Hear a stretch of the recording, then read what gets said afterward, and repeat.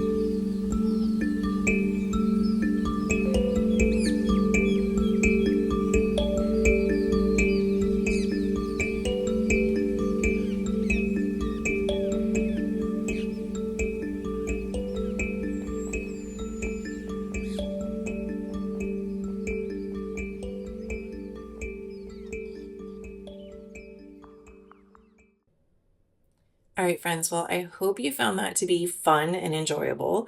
If not, you might realize that this is not an activity for you, and that's also okay. This part of the process should be curiosity inspiring, and it should be fun, and it should bring you some joy. If it just brings you stress and tension, then this again might not be an activity for you, and that's okay. We are all different, and we all need different things to help make life better for us. This next activity is another one that I like to use, and I like to use it several times throughout the year. It is like a quick self-diagnostic is how I think about it. And it is called the Wheel of Life. You'll also see it called the Circle of Life. See it called the Circle of 10 in different places. So it goes by some different names.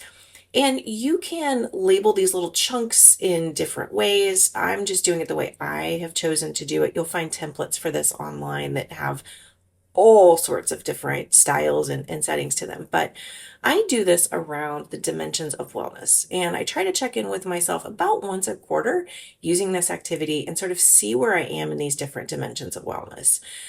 So physical, social, spiritual, intellectual, financial, occupational, environmental, and emotional.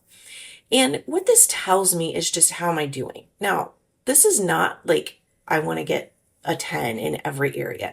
I don't actually think that's possible. Life is too crazy and hectic and chaotic. This is just telling me, like, where do I feel like maybe I'm not paying enough attention? Or where do I feel like I'm allowing external forces to run things and I'm not giving enough of my own agency and attention to that particular area? So you can use this in a lot of different ways. You can come at it from a lot of different points of view. But what this little radar chart will do for you when you're all done with it is it'll give you some idea of sort of how are you really feeling about the whole of your life. And again, this is not meant to say that if you're a 3 in 4 or 5 of these areas, that that's somehow bad.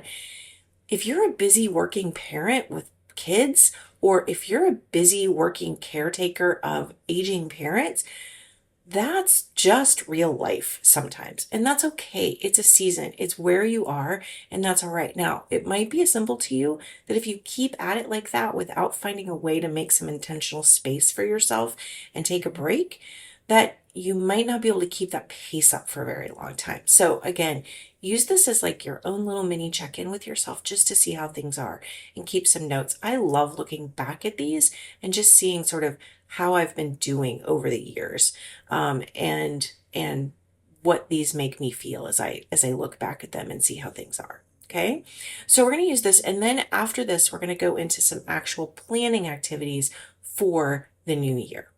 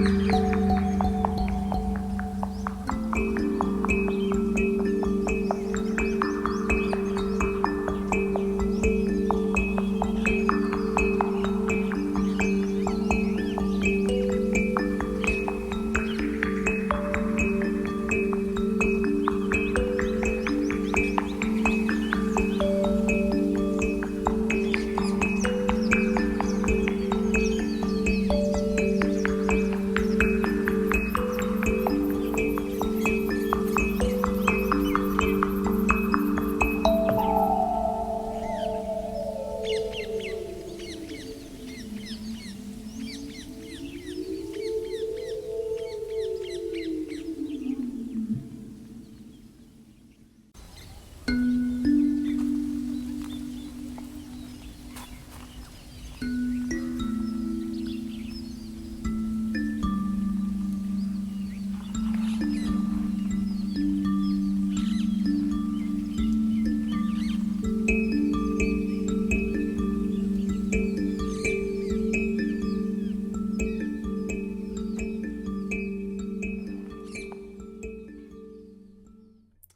everybody. So I hope that you found that exercise to be instructive, I guess is the best word that I can hope for that.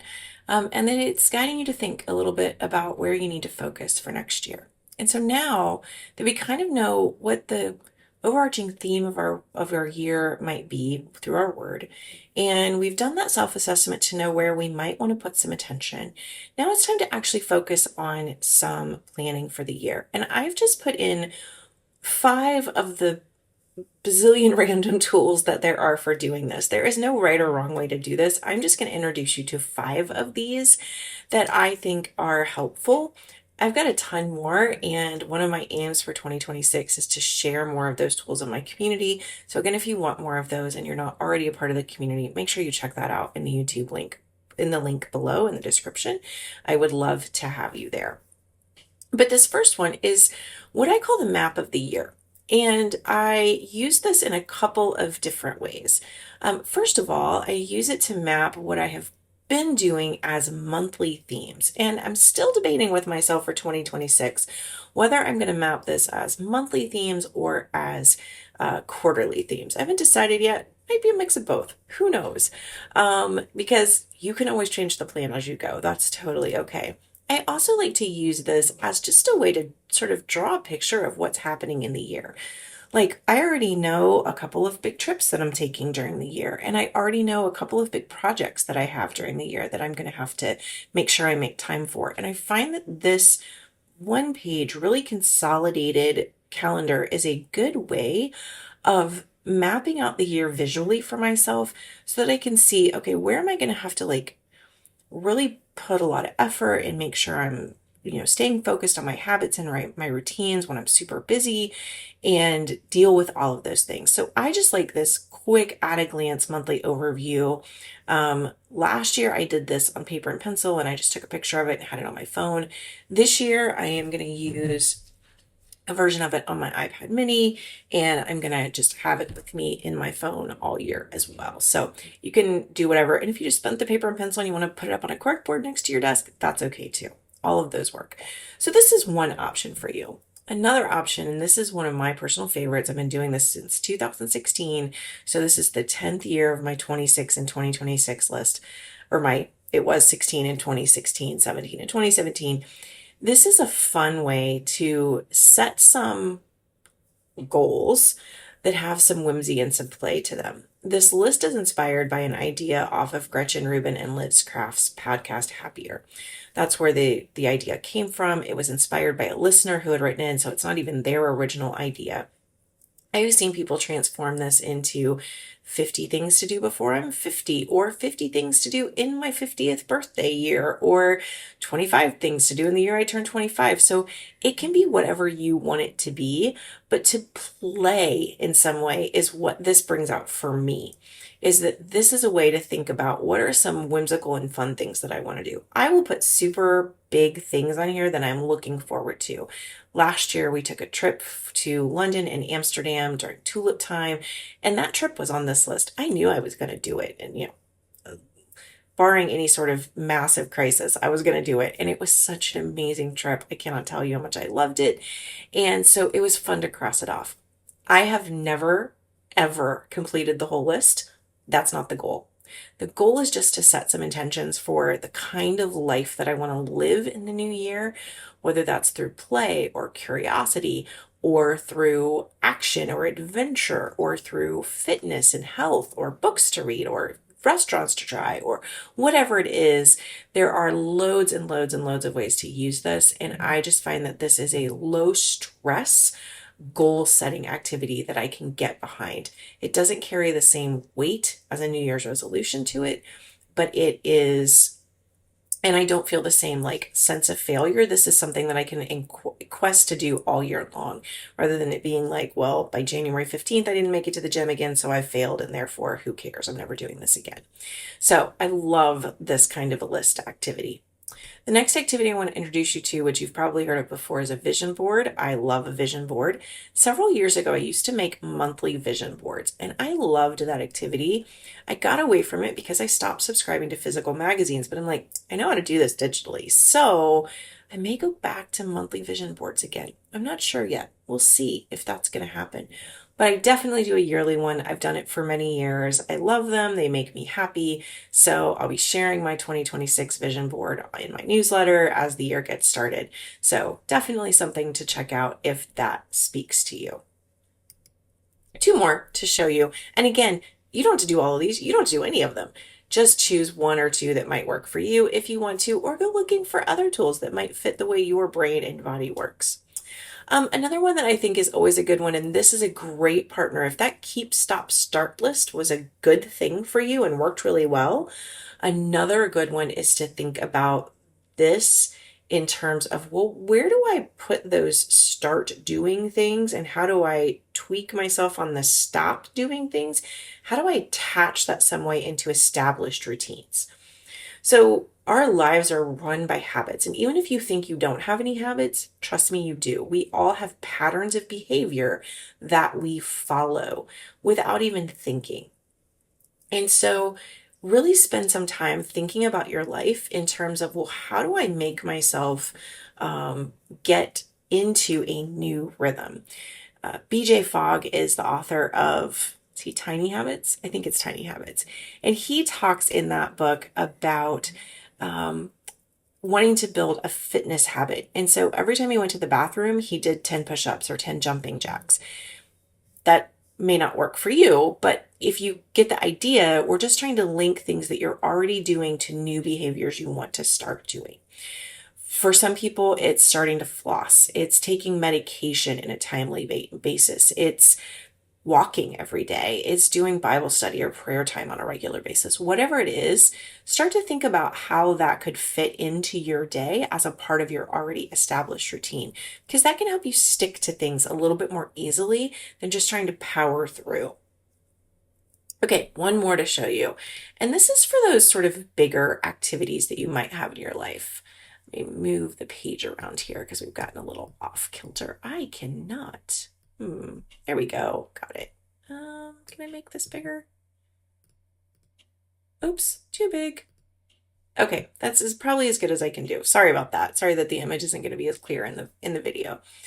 This is a version of a goal planner. And what I like about this is it reminds us that our brains get overwhelmed by really big things. So if you have a goal of even something like losing 10 pounds that sounds simple, that is not simple at all. Trust me, as someone who's battled my weight since I was 6, I think, losing 10 pounds, that is a massive accomplishment for somebody like me. And I know I have friends who gaining 10 pounds would be a massive accomplishment for them. So I know it goes both ways, but I'm going to talk about it from the way that works for me, which is around losing weight. And that has to do with diet, with exercise, with my stress level, with my just general activity level, my time management. All of those things go into that. And so this is a good tool to remind you that something that sounds simple is not easy. And our brains need us to break those things down into easier chunks so that we can actually do them. So I love a tool like this one to help you do that. Again, these are just a few tools that you can use. If you want more of this kind of stuff, make sure you subscribe to my newsletter, join my community. I'm here with lots of these kinds of resources, and I can't wait to have you there.